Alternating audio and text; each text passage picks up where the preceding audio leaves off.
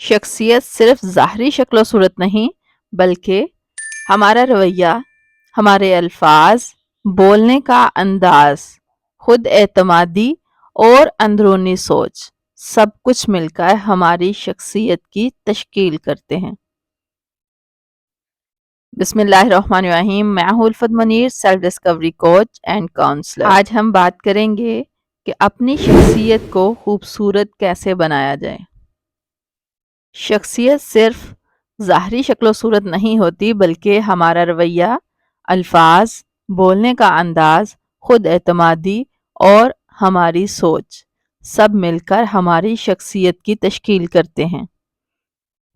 کسی بھی پرسنالٹی کی بیسکس میں ہوتا ہے اس کا کانفیڈنس، پازیٹیو تھنکنگ، کمیونیکیشن اور اس کا باڈی لینگویج۔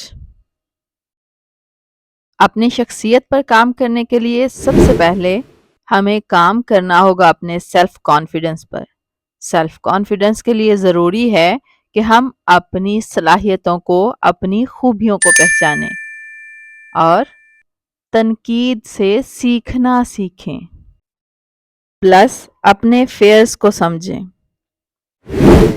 کسی بھی شخصیت کے لیے جتنا اہم اس کی کمیونیکیشن ہے یا اس کے لیے اس کی باڈی لینگویج ہے، اتنی ہی اہم اس کی تھنکنگ ہے۔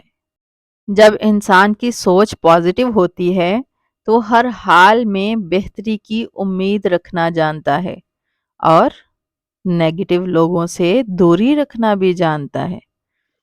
اپنی شخصیت کو نکھارنے کے لیے ہمیں ایک اچھا لرنر ہونا پڑے گا، اپنی سکلز پر کام کرنا پڑے گا اور اللہ تعالیٰ سے اپنے تعلق کو مضبوط کرنا ہوگا۔ یہی بیسک ہے ہمارے دل کے سکون کی۔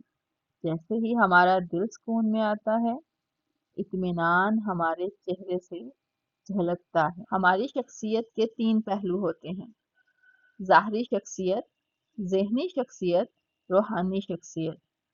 ظاہری شخصیت میں ہماری پرسنل اپیرنس، ذہنی شخصیت میں ہماری سوچ کا انداز، ہمارے فیصلے لینے کی صلاحیتیں، روحانی شخصیت میں ہماری عبادات، ہماری دعائیں، ہماری شکر گزاری سب شامل ہیں۔